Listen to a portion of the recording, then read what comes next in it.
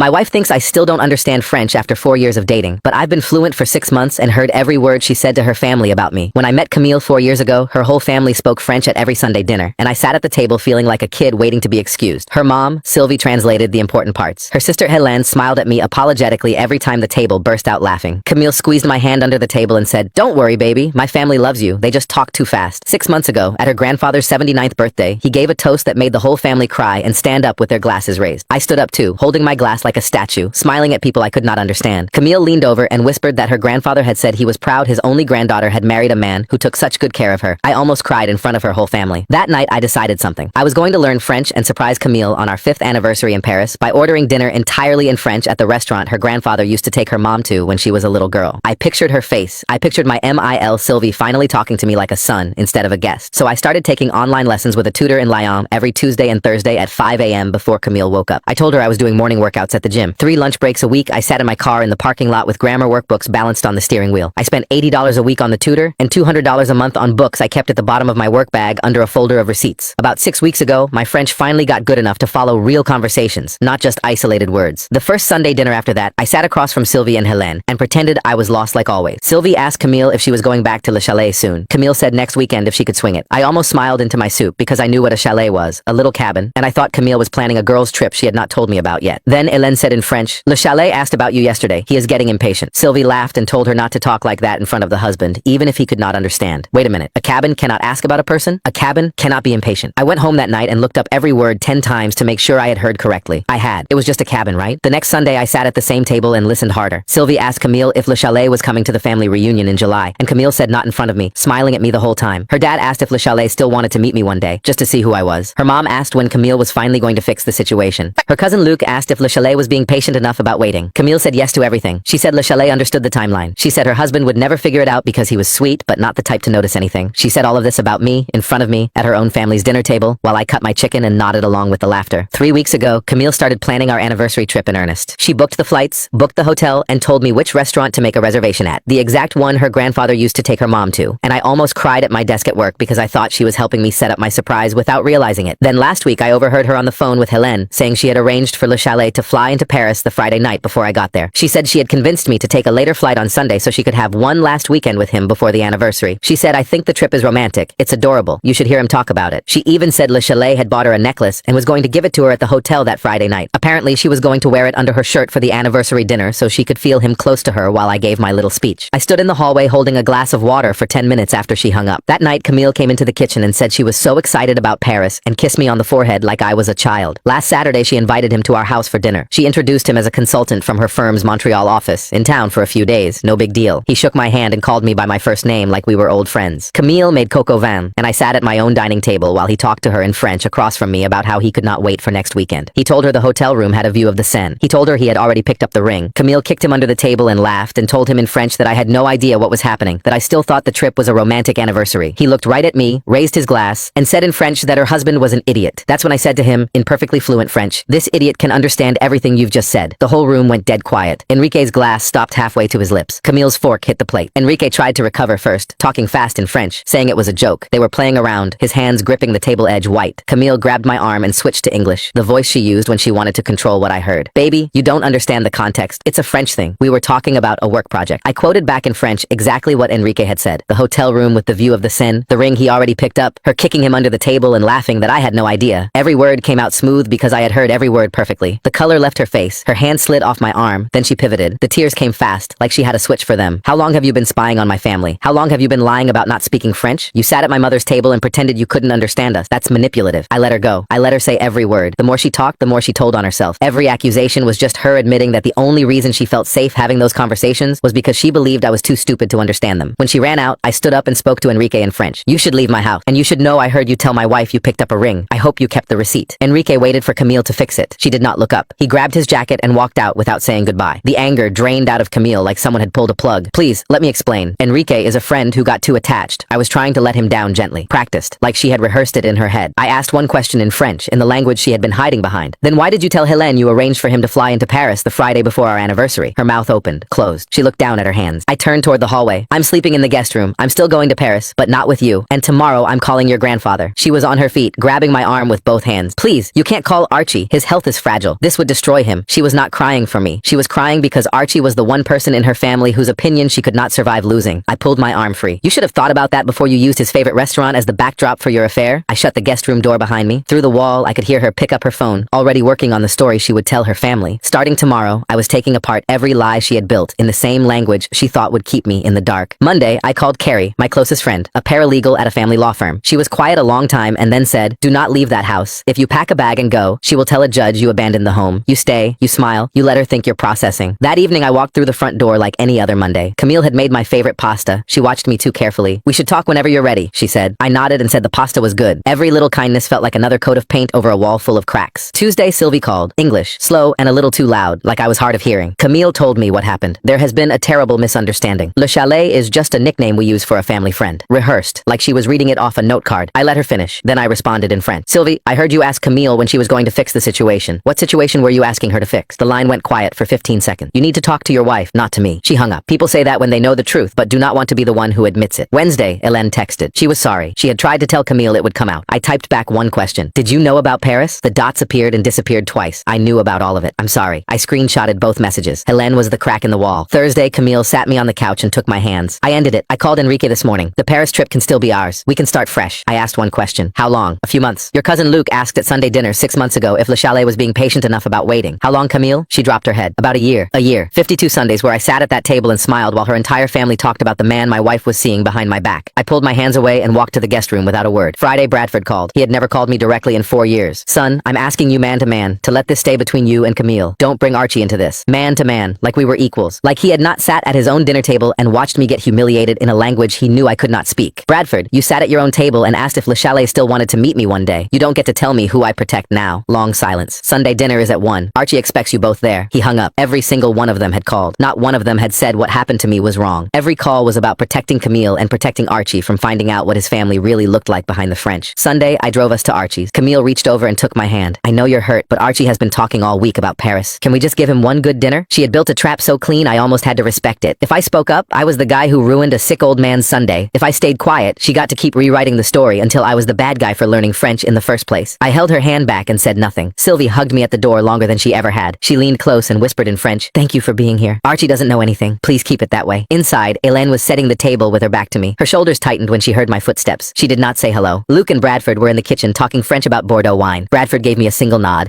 Then Archie came around the corner in his dark blue cardigan. He took my hand in both of his and patted my cheek the way he always did. "My grandson, I am happy you are here." He said it in slow French because he thought I could only pick up a few words. He meant it. He looked at me like I was his own grandson and not just a man who married into his family. He turned to Camille and switched to full speed about Paris, about the table by the window where his wife used to sit, about the waiter who brought extra bread because she was beautiful. His eyes got glassy. I understood every word. This was the man whose toast made me want to learn French in the first place. And his granddaughter had taken his favorite restaurant and turned it into the backdrop for her affair. In the hallway near the bathroom, Camille grabbed my wrist hard. "If you love me at all, you won't do this here." Not in front of him. She was not pretending to be sad anymore. She was giving me an order. "I don't owe you anything, but I'm not here to hurt Archie. I'm here because this family owes me the truth in front of the one person you're all afraid to lie to." Her eyes went wide. "What does that mean?" I did not answer. We took our seats. Archie at the head, Camille across from me, Hélène and Luke at the far end looking at their plates. Then Archie lifted his glass. He talked about family, about loyalty. He said his wife used to say the true measure of a family was how they treated the people who married into it. His eyes landed on me. Not on Camille, on me. "You are patient. You are kind. You sit here every week and you try. That is more than enough." My throat closed. Then his voice changed. He said his doctor had told him to slow down. He did not know how many more Sunday dinners he would be able to host. "Promise me you will always protect each other. Promise me you will never let small disagreements become big silences. You two are my future. Take care of each other." Sylvie cried into her napkin. Bradford's jaw was tight, his eyes red. Camille's hand found mine under the table and squeezed, and everything I had planned to say in that room collapsed. If I stood up now, Archie was not going to see justice. He was going to see his family falling apart at his Sunday table while he asked them to hold together. I was ready for a fight. I was not ready for this. Luke must have felt the air change because he jumped in with a fishing story, big gestures, the whole table laughing. Sylvie laughed. Bradford cracked a smile. Even Archie chuckled. The normalcy was so thick I could barely breathe. I felt eyes on me. Hélène at the far end, not eating, not laughing. She mouthed 2 words in French. "Not here, please." Even the crack in the wall was choosing this table over me. I pushed my chair back. "Excuse me, I'm going to use the bathroom." I locked the door and gripped the sink and looked at myself. My face was flushed. My eyes were a little red. A guy trying very hard not to fall apart, and honestly, that was not far from the truth. I thought about Archie's toast,